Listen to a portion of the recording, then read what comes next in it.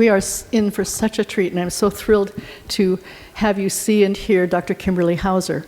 I'd like her to tell us her history about coming back to this area from her travels after living lots of other places, if she feels like doing that. But Dr. Hauser received all 3 of her degrees, her undergraduate and her master's and her doctorate from University of Arizona. I was trying to not make it be the team that beat the Ducks, but never mind. Changing the subject, right. Her teaching has taken her to LSU, Baton Rouge Community College, Clark Community College in Vancouver, Washington, Montana State at Bozeman, New Orleans Jazz and Pop Weekend. So that gives you a hint that you're going to hear a variety of possibilities for the harp. It's not just something that you hear, hopefully, at a funeral.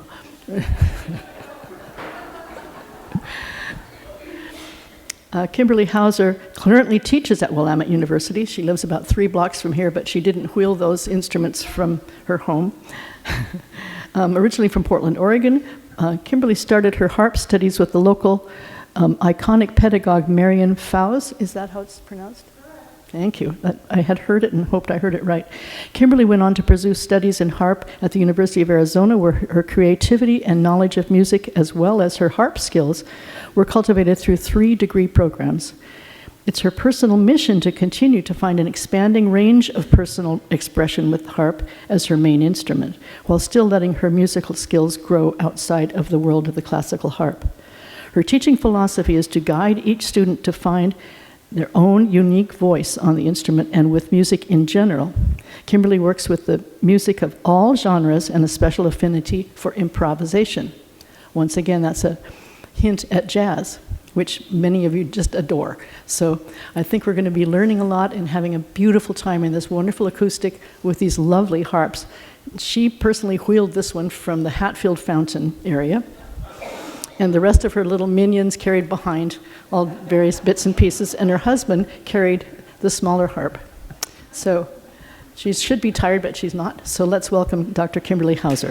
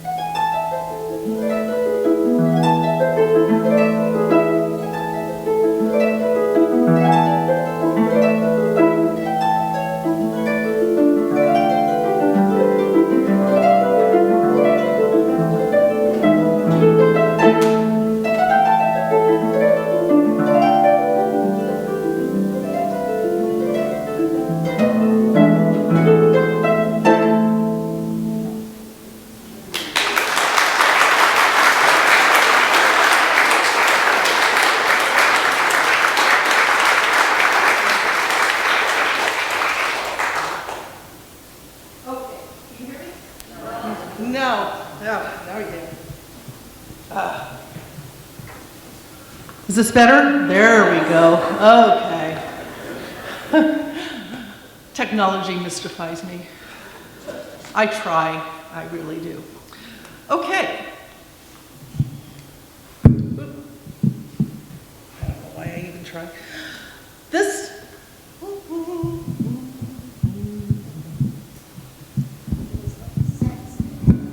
There we go. That's much better. Sometimes you just have to make it work. And I think I'll do it this way. Okay. Today, I'm going to do a presentation for you I'm calling The Voice of the Harp. The harp we see as this thing way back in the orchestra, and we wait so long for it to play, and when it does, you don't hear it.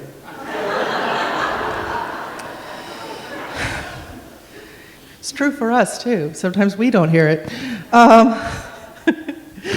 So, I'm going to be showing you the rich history and music of this instrument, which I think is becoming a more and more important instrument as we are going on into the 21st century. I'm noticing it's being used a lot in modern music. More and more people are innovating into other musical styles with newer versions of the instrument. But we first need to go back. Yes, harps have been part of human culture since probably the beginning of time, when somebody discovered that an old turtle shell that had sinews left on it, and they plucked it and they heard a sound. And they thought, ooh, that's pretty.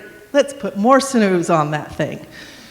Or maybe it was a hunter's bow that, again, they said, hey, that makes a sound. What if my bow was hollow? And it became a bigger sound. Let's add more strings. So let's add more strings became a big part of the harp for a while. Let's add more strings.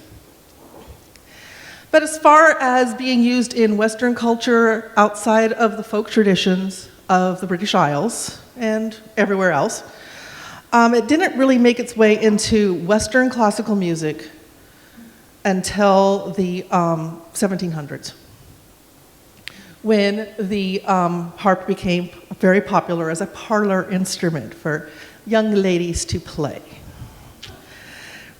But I'm going to first show you what I've got here.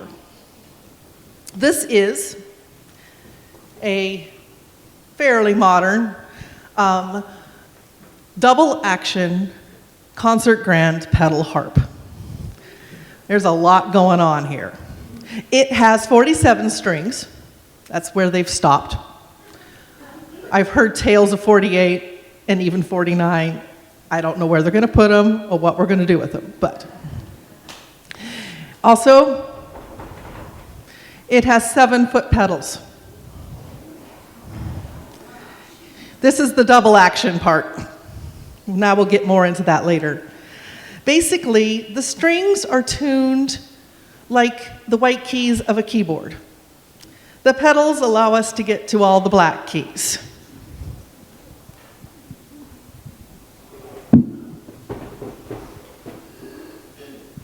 This harp in particular was built by Lyon and Healy of Chicago, who've been building harps since 1889. This harp was built in 1969. It needs work. Anyway, it's been mine since the 6th grade. It has seen a lot. It has seen deserts, it has seen swamps, and it has seen snowbanks. They are sturdier than you think.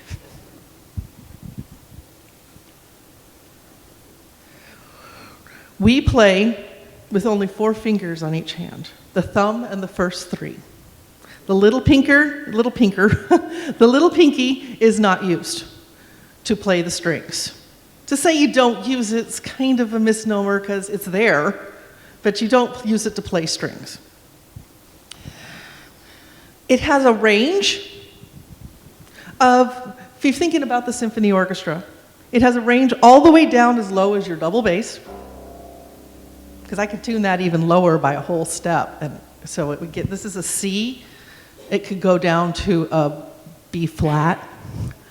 Up at the top is a very high G. Yeah, which basically means you can double the piccolo as well. Sometimes you end up doubling the string bass and the piccolo at the same time, which requires a position like this.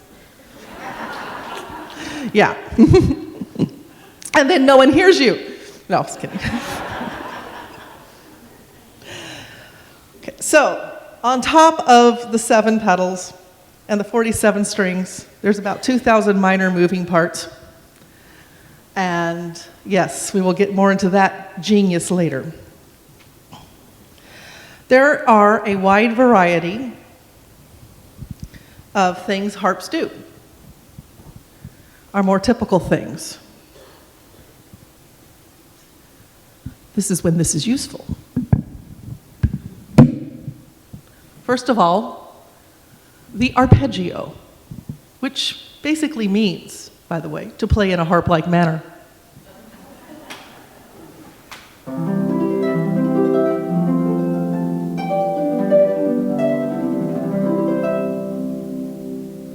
Lovely. Of course, our real call to fame, the glissando.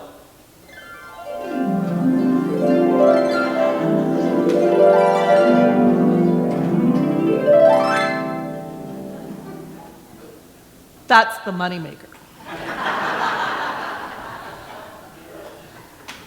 Harmonics.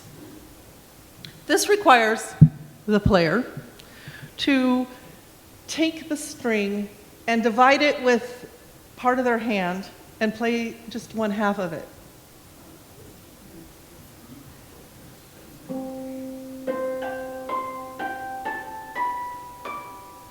Makes it sound an octave higher and gives it a bell kind of tone. And there's all kinds of coloristic effects we can do. Harmonics are very common, and so are something called près de la table, or on the table. This is the table. This is the soundboard. When you play on the soundboard, it means you're actually playing the strings at the very base. It's a drier sound, almost starts to sound guitaristic. You can make the harp sound like a guitar, or a piano, or a guitar and a piano and a string bass at the same time. Before we had the double action harp, we had the single action harp. Yes, there was a single that came in before the double. It also had 7 foot pedals. And they only had 1 slot. This has 3 slots. Basically what happened is they tuned the instrument in E flat. So with moving the pedals, they could manipulate the harp into 3 flat keys and 4 sharp keys, which covered a lot of the harmonic possibilities that were being used and explored in the classical period. They were delicate instruments, lute-staved bodies, which means the body was made of individual pieces of wood that were formed together in the back, like a lute. And the board was often perforated with pretty designs, like a lute. The mechanism that the pedals manipulated was called a crochet. Does anybody know what a crochet hook looks like? Yeah, me too, I love it. And so there's like this little hook, and they would pop out of the neck. Pop is the word, I've seen this in action. It popped, caught, and pulled back the string. Okay? And it was actually hollowed out of the wood. This little mechanism was stuck in there. And it was a favorite instrument of a very famous political person of the time, Marie Antoinette, who was actually quite a good harpist. And she, she was the sister of Emperor Joseph of Austria, the musical king, the one that was the patron of Mozart. So, of course, there was music in her veins. So for what all of her faults or what and excesses, she did popularize the harp throughout Europe and in Britain as an instrument for the parlors, for something very fitting for young ladies to play, along with the spinets and the clavichords and other options and singing, other options for the parlor. Why, even Benjamin Franklin picked it up during his time being an ambassador to France.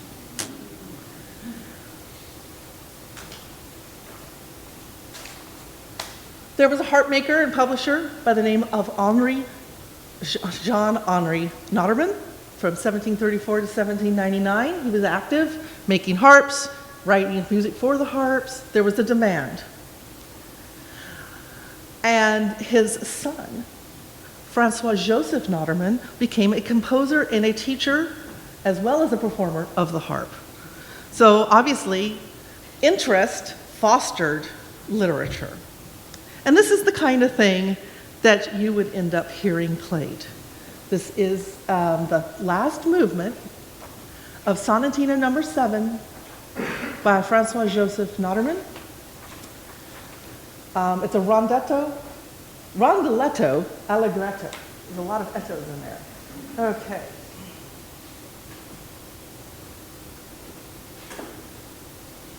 You will notice that the harp music of the classical period shares a lot of things in common with the piano music of the classical period.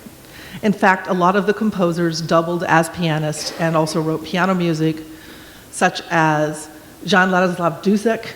If anybody knows this guy, you should. He's actually a really fine composer. And Jean-Baptiste Krumpholz also played the harp as well as the piano. And their wives did too. This was something women were doing. Women were out performing, writing, and playing the harp. Rondeletto.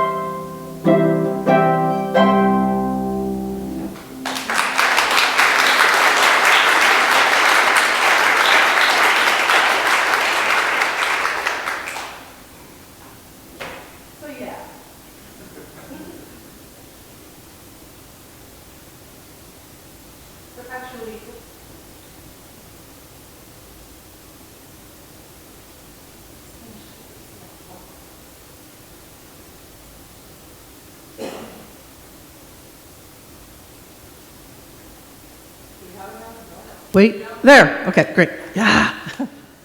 So you can imagine these delicate little compositions making their way around the parlors of Europe and of the Americas.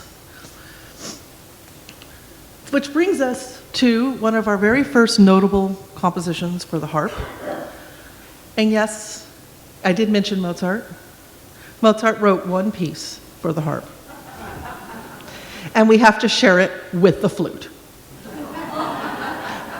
And a symphony orchestra. And he wrote it under duress. There was a time when he was working in Paris, and he didn't like it. He wasn't happy in Paris. And they didn't get him. But he was teaching this young lady. Her father had hired Mozart to teach his daughter to compose. I know, it's really weird, but she played the harp and the flute, and so did the father play the flute. So Mozart, trying to get this young lady to compose, wrote this concerto for flute and harp to inspire her to write her own cadenzas, to get her to improvise and make up her own stuff. We have absolutely no extant cadenzas written by this young lady. So it obviously didn't work, which is really amazing because it has inspired a lot of people since to write cadenzas. And that's kind of something people do. So obviously, they were improvised a lot of times at this time period. I'm going to play some excerpts from it, though, so you can hear Mozart's harp writing in kind of as a, offset to see what people were writing for the harp. This is somebody who's not a harpist, trying to make this parlor instrument sound big like the orchestra that he was using. And of course, I don't have a flute or an orchestra here, so you can actually hear the harp part. And I will be playing some excerpts. The harp does have a very leading role in it. It has themes, it has accompaniment patterns. There's times when it's just you and the flute lays back and the orchestra lays back. So I'm going to play bits from each movement. First of all, from the first movement, which is an allegro.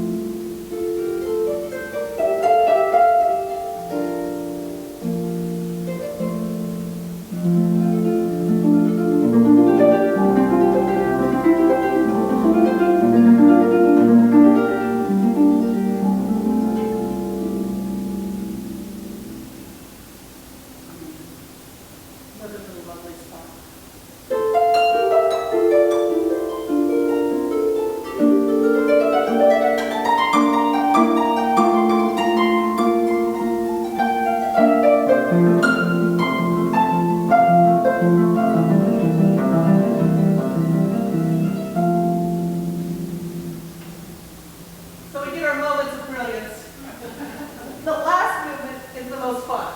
If you can find a flutist that'll play it fast enough. You have a very long, in the rondo, the very long what's called a double exposition that Mozart used and classical period composers used. And then the harp gets the very first entrance of the soloists. Again, it's Alberti Baseline.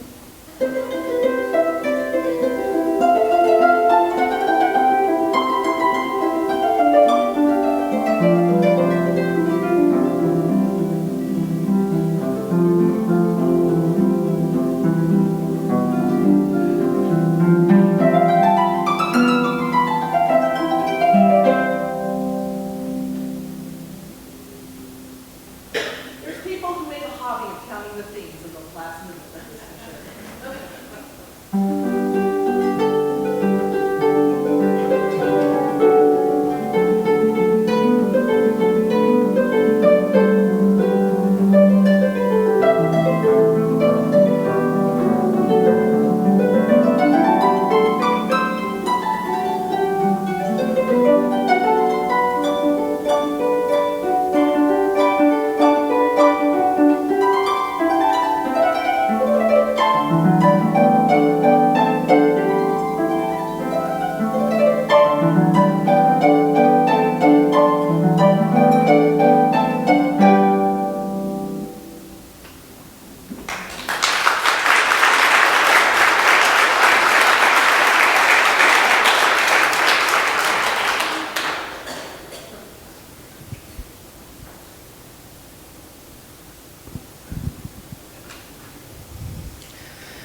We're now going to leave the classical period. There's a lot of repertoire from this time period, and there's people who specialize in it, and there are reproduction single-action lever harps out there, as well as refurbished older ones. So there's a whole world of historical harps out there. I got to play one once. I loved it. Oh my goodness. So cool. But then, time moves on. Musical language got more complex. And there was an instrument maker, luthier, piano, and harp maker by the name of Sebastian Erard. His dates were 1752 to 1831. Along with rethinking the piano and making it stronger and louder so it could handle the likes of a Franz Liszt, which it did. Thank you, Erard. He also took the harp and thought, this could be stronger and louder and more chromatically capable. He did away with the lute-staved body. That thing was not strong, and used a solid 2 pieces of wood joined in the back like what mine is here. So it's 2 pieces of curved material instead of one like these thin strips that are bound together. Lot stronger. He, instead of hollowing out the wood of the neck to put the mechanism in, hung it below the neck and put it in metal plates like this has. So he put the mechanism on the outside. He took away the crochet, which is ridiculous, and invented something he called the fourchette, or the fork. And it's 2 little pins that turn and pinch the string. So what happens is the development of the double action pedal harp. This is happening around 1810, with the patents starting coming in at 1814. So what happens is that the pedals, the 7-foot pedals, are attached to a bar that's attached to a rod that goes up this. This is not just structurally pretty, it actually has stuff inside. And that stuff links up at the top to these 2 rows of moving forks.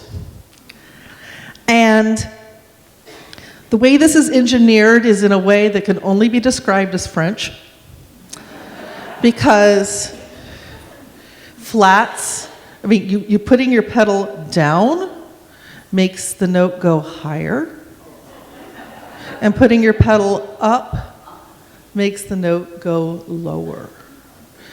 Yeah, this is why harpists are the way they are. So what happens is, right now with my pedal in the middle position, all the red strings, which are C, by the way, red strings are C, black strings are F, otherwise we'd have no idea where we were. All the C's, all of them, are natural. But if I take this little pedal here and I move it up, it releases a line of forks and makes it now sound as C flats. Same string, different sound. So from flat to natural to sharp. So we have 3 tones possible on each string. Now we end up with some redundancies, and they are lovely. For instance, a B sharp is a C. We now have 2 strings sounding exactly the same. That also happens if you make an E sharp. Now you have the same sound happening on 2 strings. You can even make them switch places. If you make a B sharp and a C flat. I'm playing up, but I'm just going down. Yeah. Harpists know how to use this. We use this like crazy. We know that we can do this. In fact, you can take notes out of the scale. That's why the glissandos are so pretty. We can basically turn the harp into a pentatonic instrument. There's only 5 notes ringing. That's why it sounds so pretty. We can set the harp in pentatonic scales, in whole tone scales, in imaginary scales. You can make one up and you can set it in that and go, this is now my scale. Which I think is why it's so favored in, particularly when you get into the 20th and 21st century, because there's a lot of colors here, and there's a lot of possibilities. There's a lot of different ways of spelling something. But the Nottermans were ruling the world over there in Paris with their single-action harps. And this new instrument that Erard had made people are like, oh man, honestly, the pedals I already have are crazy. You want me to move more? And someone came along and did. This is a composer by the name of Elias Parrish Alvars. What a fancy name for a British kid out of Devonshire. He actually was born Eli Parrish.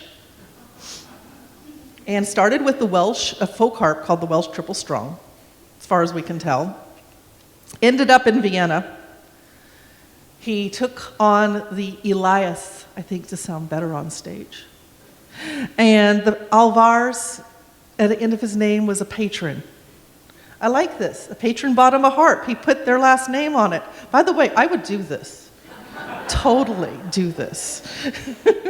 I don't have enough last names. I will take another one if you bought me a harp. I tell you right now. Okay. Already got it picked out.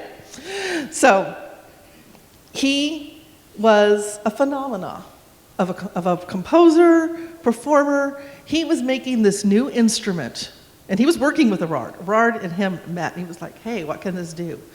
He took this new instrument, and he wanted to see how many new colors and things he could get out of it. This is his Serenade for Harp by Elias Parrish Alvars, dates 1808 to 1849. He died young. He was hiking in the Alps and he got pneumonia. It's a real shame.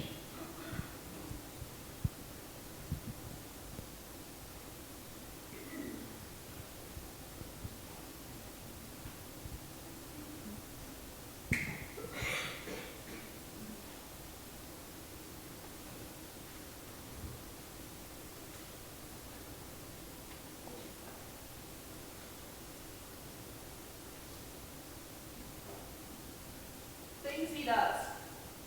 Harmonics,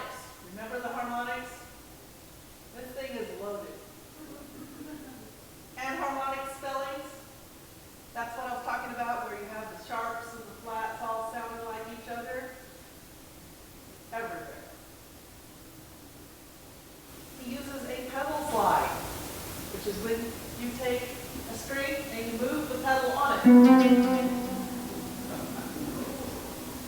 And he uses the tuning key as an accessory.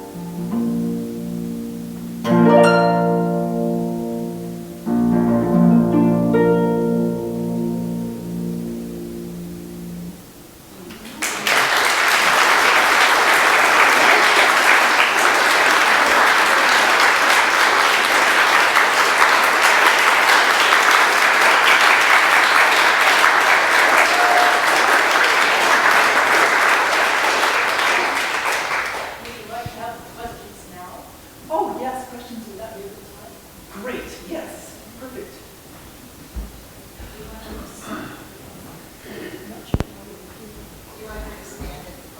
Yeah, perhaps, because the reason we have the microphones is so that everyone. So, there's a little bit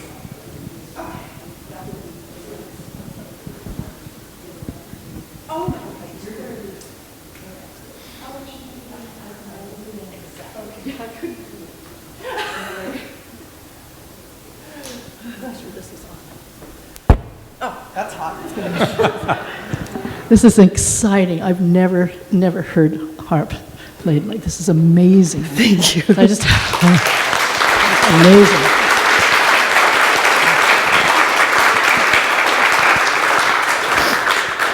So I'm sure you've got questions. I've got a million musical questions, but let's. Yes, this is Ken. I really enjoyed your music. Thank and you. I was feeling sorry for you that you can't ever be heard. And I thought, well, maybe this is blasphemy, but has anybody ever thought of an electric harp? Oh, yes. In fact, remember when I mentioned that I would add the name? I have it picked out. I will talk about that later, but yes, there are electric, electroacoustic, all kinds of innovations are going on right now. There's even a stealth harp, which is a harp in a tube. It's like a plexiglass tube. I don't know, you open it up, you throw strings on, you put an amp on it. I take one of those too. I love harps, okay. But yes, there are indeed electric harps, electroacoustic harps, and yes, I have, even, you can throw an amp in this thing and and the cops will be called. I should know, it happened. The bass is too loud. Cop showed up, it's a harpist. It's quite a party. Okay. This is Gretchen, and I'm curious about those 47 strings. I have 3 questions about them. What are they made of? There's probably been an evolution in that. Yes. Do they ever break? And how long does it take to tune a harp? Okay, what they're made of. Strings are primarily gut, so natural gut from good British cows. Bow Brand's the favorite brand. Upper octaves, the upper 2 octaves are usually strung in some form of nylon, particularly on newer instruments, because the newer harps tend to break the gut strings. They don't last very long. There's too much tension. The wire strings at the bottom are a piece of steel wrapped with silk, wrapped with copper, that's then treated to be the different colors. And there are innovations happening. I do have some fluorocarbon strings on this instrument. I've been playing with them, seeing what they sound like, seeing how they age. I think it's interesting to be looking for a non-natural alternative, just because gut strings are getting to be so expensive. And also their quality's basically gone down over the last decades or so. So it's harder, but they're not lasting as long. They don't last any longer, I can tell you. They sound good, though. What I've used, I like. So there are things happening. People tend to be stuck, though, in their tradition. They like what they know, what their teacher told them to use. So there you go, what they're made of. Do they break? Yes. Do they break when they're not supposed to? Of course. Harp strings are what you feed harps. A complete set cost over $600. So I take economy measures, but anyway, one of those things is to keep your harp, well cared for as possible, tune it, and use good quality. So, what was the third question? How long does it take to tune a harp? Depends on how bad out it is. So it's like the more you tune it, the easier it is to keep it in tune. Moving it across the campus threw it out a little bit, but not too bad. It's not as bad as you think. For a beginner, it can take them 15, 20 minutes. I can do it in about 5 if I'm in a hurry. Yeah. So good questions. Okay, question. This is Joel here, and I'm wondering, what is the evolution of the harpsichord as an instrument, and how does it relate to the harp? And then why is it that Ben Franklin is the only man I've ever heard of playing the harp? And then, I'm just wondering, and then one question. All right. Okay, harpsichords actually came from the harp. Anything with strings on it evolved from the same basic mother instrument of the harp. That includes the whole string family. The same thing with strings over a resonator. So the keyboards, like the harpsichord, basically ended up being, it's a harp that's flat and plucked. So, and actually the piano, the innards of a piano are called the harp. So it's a naked piano. And pianos are, what do they say, a harp in a coffin with an overdressed undertaker.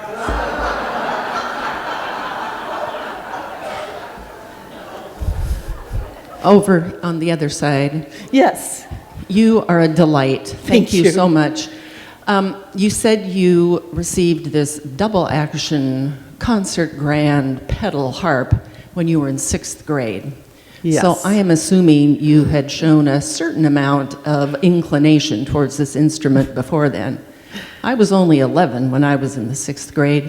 When did you start your love affair with this instrument, and how?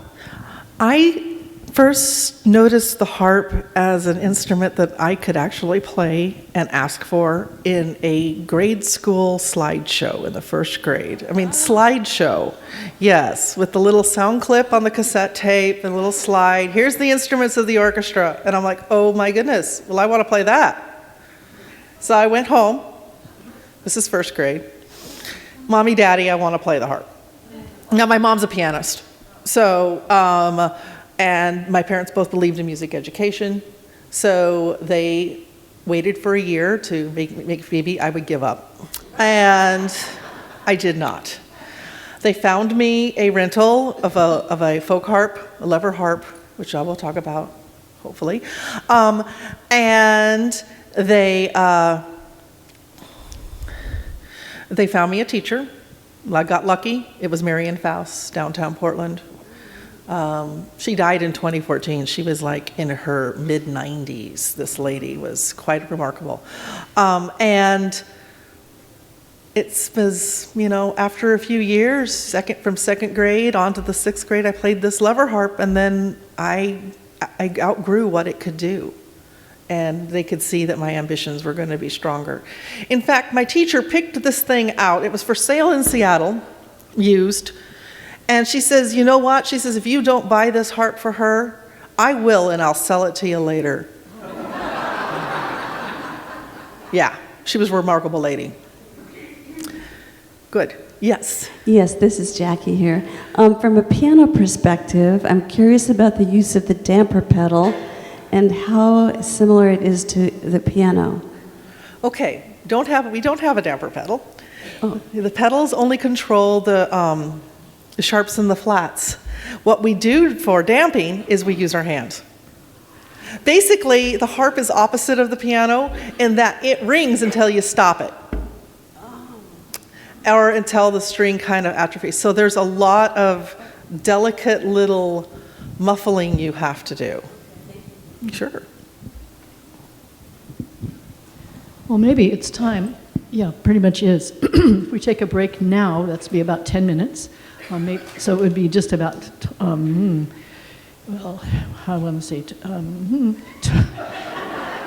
higher math here. I'll tell you when it's 10 minutes, okay? Okay.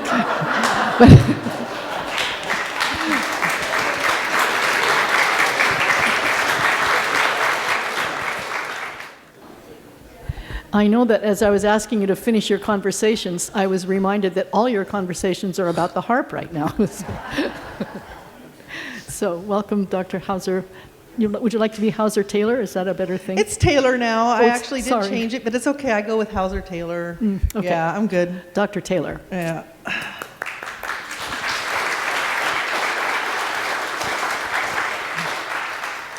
Yeah, I like the Taylor. It makes me feel like Elizabeth Taylor, So. Yeah. It's fun to change your name. You should try it sometime, just for the fun of it. Okay. So we've left with Perry Chalvars. Well, the man was a marvel, as you can tell. If he played that, oh my goodness. And he wrote a bunch of stuff that's as hard as that and harder. And he was heard by the composer Hector Berlioz, who was like, wow, that's so cool. So he added the harp to his orchestra and used it in his famous Symphonie Fantastique, where the harps only play in the second movement. And it's one of the hardest excerpts we have. And it's on every audition. And so for the rest of your life as a harpist, you get to stress about the second movement of Symphonie Fantastique because of that. Because he heard Perry Chalvars. Now, the people in Paris were playing the little tiny single action things. They weren't ready for that. But time passed, and eventually a teacher got established in Paris, which is like the Mecca of harp, by the name of Alphonse Hasselmans. And he was Belgian, and he studied with a student of Perry Chalvars. So it kind of ended up into this French technique, which was really made by a British guy who worked in Vienna, who then taught somebody who taught a Belgian. Yeah, there's no barriers. There's no international barriers with the harp. We are a world unto ourselves. Well, one day he played a concert, and this little girl accosted him and was like, I want to play the harp.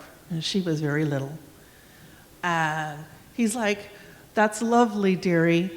Well, you need to wait another year. You're kind of tiny. Well, she didn't give up. And she said, that man will be my harp teacher. Her name was Henriette Régnier, and she is one of the unsung heroes of music history, I believe.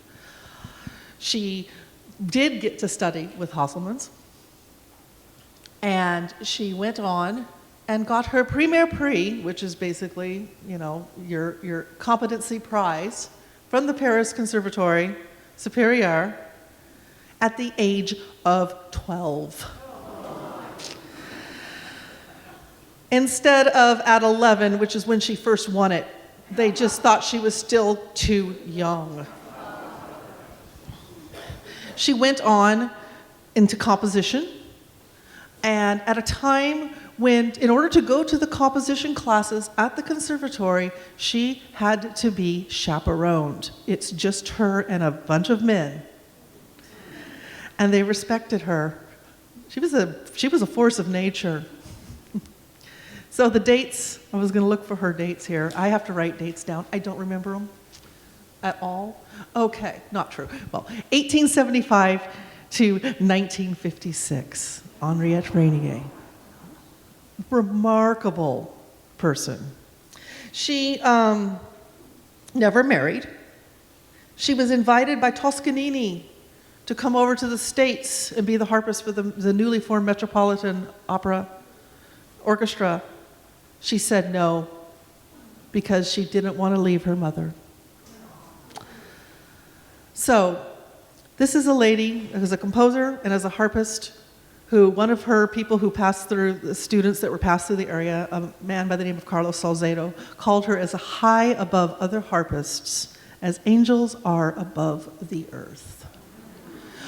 Only in the last year has this lady been finally added to the New Grove Dictionary of Music and Musicians. She wrote a concerto, several hard solos, and a method that is still used. Of course, her method is written from somebody who was a virtuoso at 11. She was a deeply religious person, really very Roman Catholic, so much so that during the Nazi occupation of Paris, she would take her crucifix and use it to tear the Nazi propaganda off her door. So, quite a character. Anyway, this is her contemplation.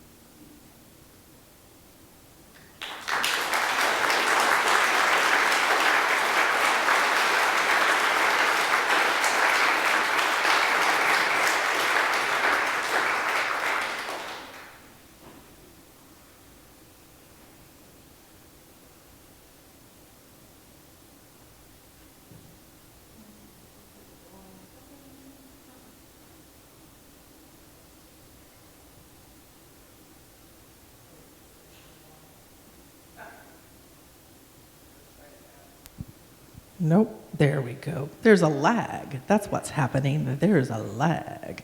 Okay. Rainier. A prolific teacher.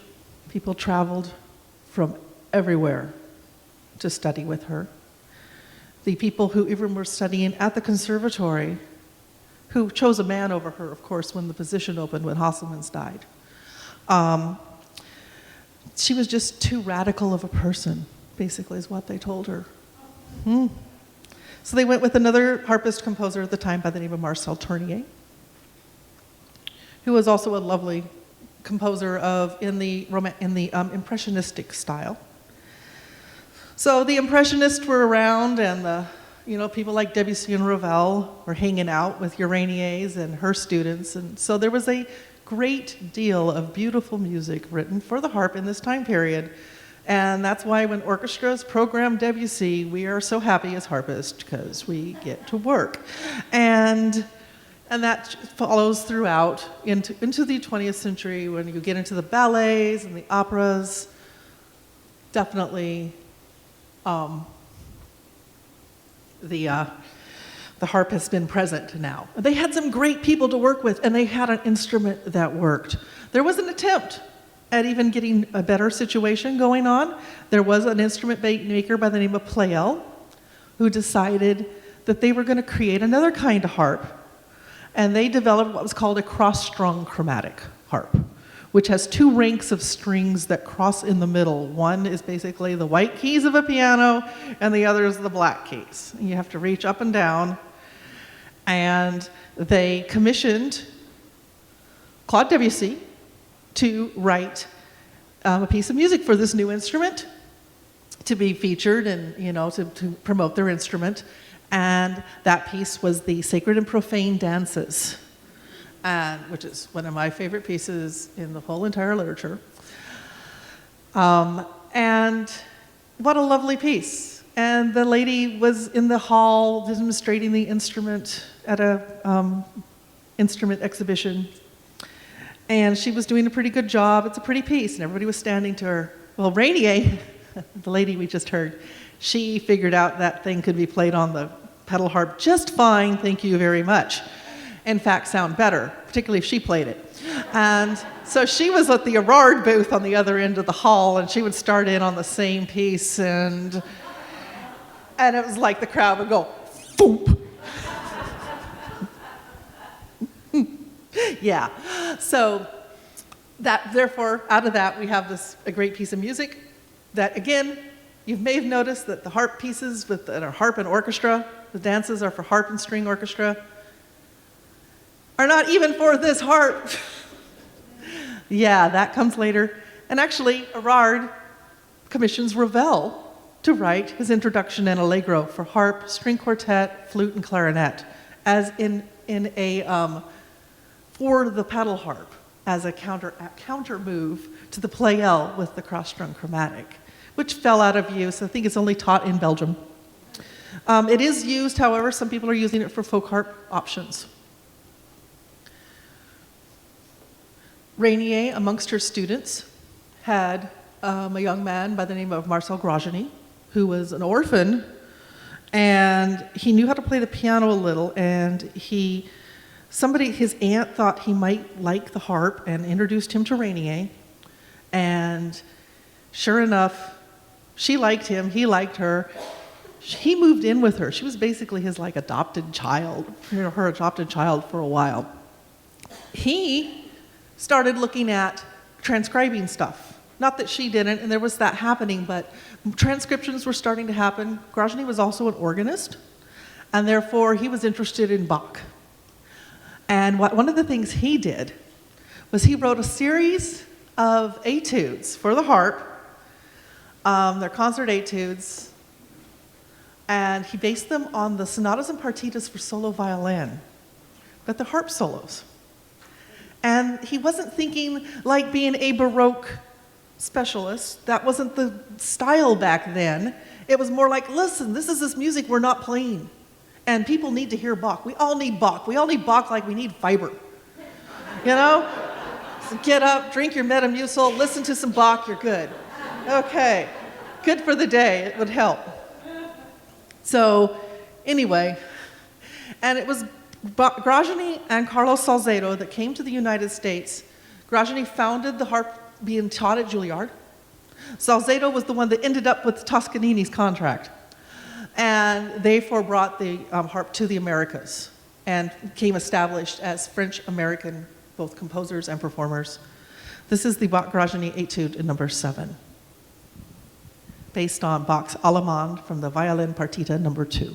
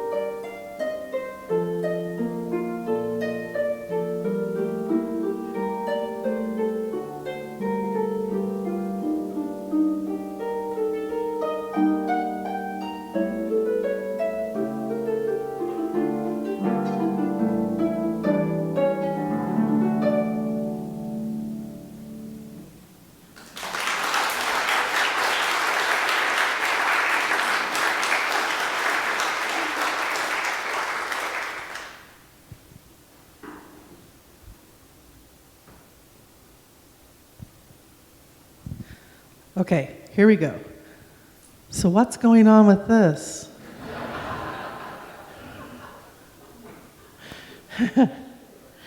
All right. This other little harp sitting over here is a folk harp, also called a lever harp, pedal-free. It's another lovely term used. Of course, there's been some version of folk harp, as I mentioned earlier, for like ever, but they weren't widely available, something people played in the States, until there was a company in the early 20th century by the name of Clark that made the Clark Irish harp. And they were very pretty, they were usually green with little gold shamrocks and stuff. And I know my teacher had one. I remember my early lessons on one, looking at that thing going, I want that. But waiting to get big enough. But it's a simpler instrument. It's, this one I think has 34 strings. Hopefully they're all on there. And no foot pedals. And there is a series of levers. The levers, depending on how the instrument's tuned, either allow me to lift a tone by a half step, or if it's already up, lower it. So in a way, it kind of harkens back to the old single action concept where you can get into 3 flat keys and 4 sharp keys. But modulating, kind of nasty, because you have to move each lever individually. Which when you're a beginner and you're studying for the first time and you're a little kid and that's a monster, this works great. You can play this and get your hands on it. They are more readily affordable. Now everybody makes versions of them. Right now I would say the most trustworthy or the most known is Dusty Strings out of Seattle. Makes folk harps, they make hammered dulcimers, that sort of thing. You can usually find them in folk music shops. There are these nasty, nasty little, cheapy little lever harps you can buy out of catalogs and on eBay. Don't. If it's under $1,000, it's not a good harp. Let's put it that way. There's artisan instruments. There's people who do these just for the fun of making different little individual handcrafted folk harps. And a lot of original work coming out of it. In fact, I like to do original work with this. There's a demand for teaching pieces and study pieces, as well as people who just play as parts of groups, traditional music, new music. There's electric versions of these where it's just a solid body and it's totally got an amp in it. I mean, totally got pickups on every string. And there's a new one, it's called the Delta Rock Harp, and it's got like some sort of, I've seen it played. It's like played like this. It sounds like it hurt. But I'm all for it, don't get me wrong. But anyway, I do have I don't have a pickup in here or anything. I've never made a loop. I lie. Okay. I personally think it's underutilized for its tonal quality being different than the big harp. The pedal harp is so rich. This guy is bright, like little fairy lights. And I like that for its variety, for not being the same. And I think that there's a lot to be said, particularly with amplification, for using this instrument more in all kinds of settings.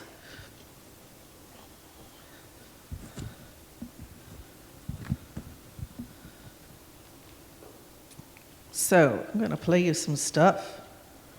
You want some stuff? Yeah, okay. This is a little waltzy thing I wrote. It's more of an improvisation. It's good for Christmas. It's a solstice waltz. I was thinking the winter solstice at the time. So that's coming up. It's December. Yay! This is close to Christmas we're getting today, just so you know. Okay.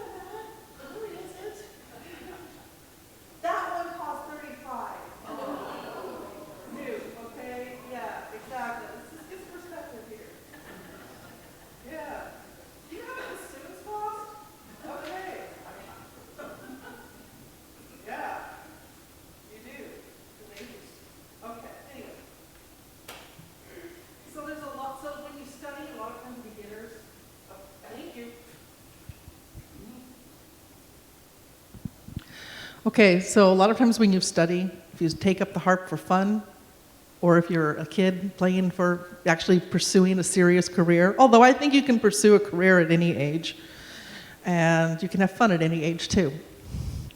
Not everybody who comes into your studio needs to be a professional. That's what I say. Sometimes people just want the joy. And that's what's inspired me to actually write the next piece I'm going to play for you on the folk harp. I wrote this set of pieces when I moved back to Oregon. I called them the Flat Rabbit Songs. I made poems, and then I wrote pieces to go with the poems and create a little journey about a rabbit who slips under the fence because he can make himself really flat, because rabbits can do that. And he goes out into the world and has adventures. I just got these published last week. Yeah. So it's kind of a double whammy. I got published not only as a composer, but as a poet. At the very end, basically, this is the end of the Flat Rabbit's journeys. He's at the edge of the woods. He's settled in with the poets and the ancient hippies, which are characters. Yes. And he's protecting himself from the young owls. This is Young Owl's Wings. The poem, blissful mercy streams from the young owl's wings, taking flight with mushroom spores, filling the pores of the light, while in flight wings sing. Earth cries and sighs with the promises of many springs, carried by mushroom spores on young owl's wings.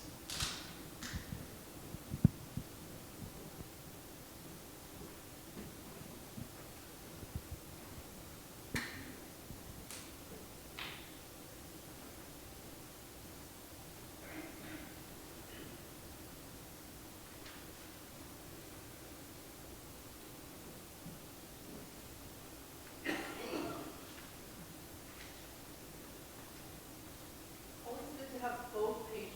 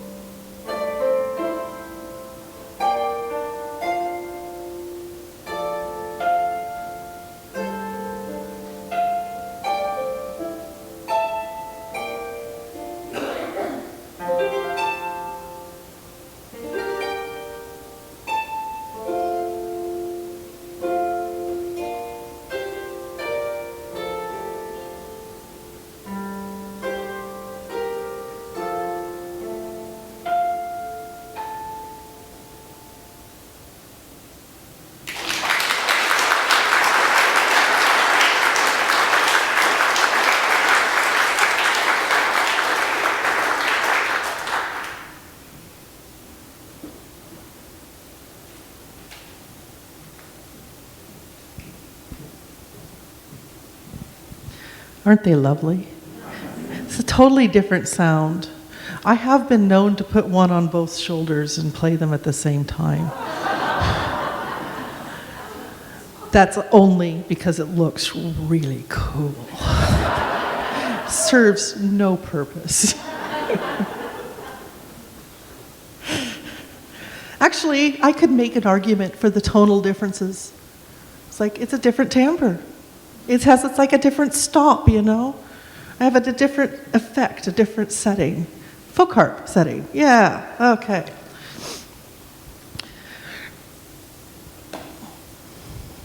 Most harpists are familiar with these, even though if they are a staunch classical player, they still use these as teaching instruments. Folk harpists tend to be folk harpists. And they like to, have more of their own little world. I like to walk on that fence and play both because I love all harps. I think I've mentioned that, yes. Talking about loving harps. We're going to go back to, I want to tell you a little bit about one of because there's always questions about this guy. Somebody was saying, who was it that said, I don't know of any men who play the harp? Oh my goodness, by the way, I think I've only mentioned one woman in all this time. Okay? That's Henriette Rainier. And people I mentioned as her students that went on were men. Okay? Père Chalvars, man. Yes, thank you very much. And, well, there was one guy who was a member of a vaudeville act, and some aunt discovered that a harp with an act with a harp in it, a harp with an act in it, no, that's a good one. An act with a harp in it got more money per night. And so she shipped up a harp, and since the other brothers already had instruments in their thing, they gave it to little Arthur, who became Harpo, yes. One of my great claims in my life, other than having hugged Yo-Yo Ma, is that I have held the Marx Brothers rubber chicken. Yes, I have held it in my hands. Yes. So, Harpo, yes, Harpo could play. He was largely self-taught, but when he got a chance, he went, guess who he studied with? Henriette Rainier. Why, there's even a picture of Rainier and Harpo sitting at harps side by side, and both of them playing, him trying to look normal. She looks so serious. And there's another picture where he's making a googie through the strings, and she's trying not to laugh. So, that's the way I like to think of both of them. So basically with Harpo, you get the harp playing things that are not traditional classical. In fact, he would make arrangements, stuff. The man couldn't read music. He did this all by ear. He learned whole concertos by ear, okay? And he educated his children who helped him. In his films, sometimes it's overdubbed by another harpist. Just so you know, there's another person out there by the name of Robert Maxwell who doesn't quite get the recognition he deserves for being the actual harp behind Harpo in the films. Not because Harpo wasn't doing it, it's just that it was logistically how they did things back then. Harpo could play. He could really play. In fact, he was innovative. He was not stuck in how things should be. I don't play any of his hits right now, but I do play. I've been working on a tune from one of his movies, Night at the Opera, and I like the song a lot. Somebody asked for it for a gig, and so I fell in love with it. And so I have piano vocal music, and I just like making it work. This is Alone from A Night at the Opera by Nacio Herb Brown, lyrics by Arthur Freed. And hopefully I will do some of that rubber chicken justice. I don't know. Just don't know. Anyway. Why did I touch it? My teacher had it. Okay. I also touched the trench coat that's now in the Smithsonian.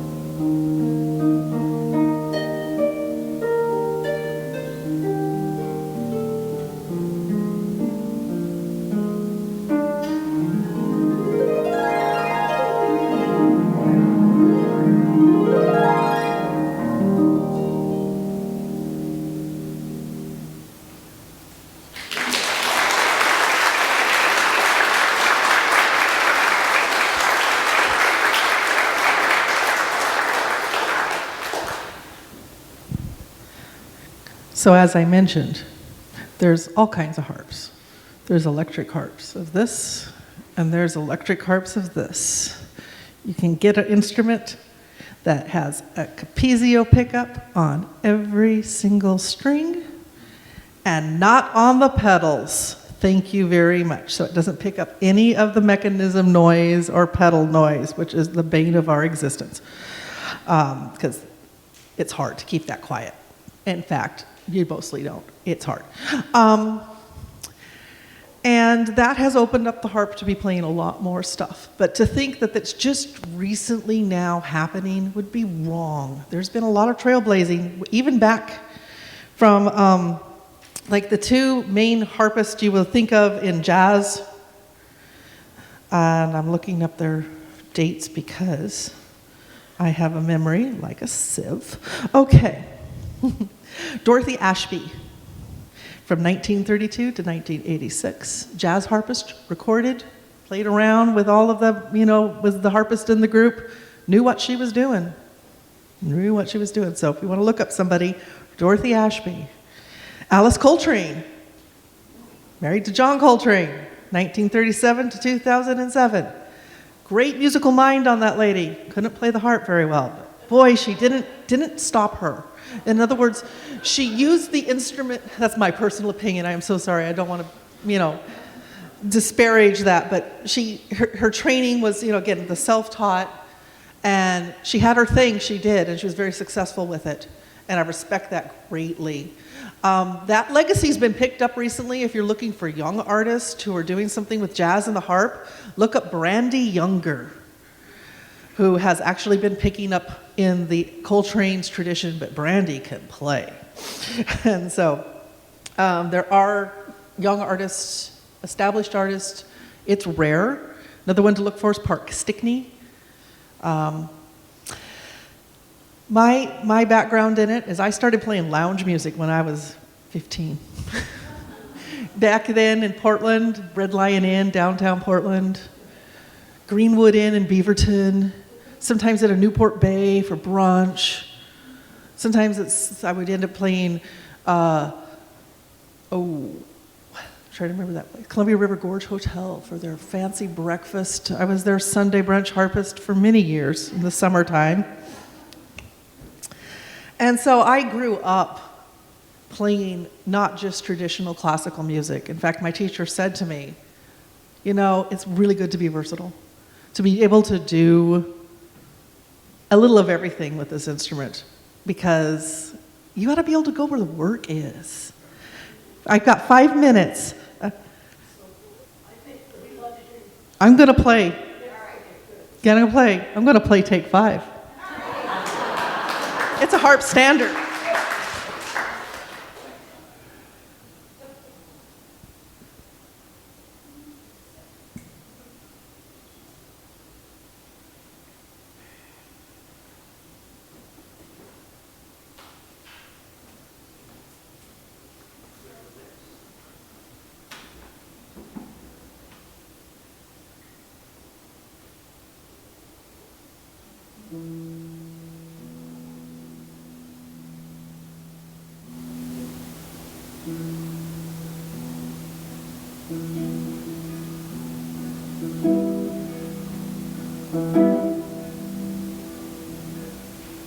Thank you.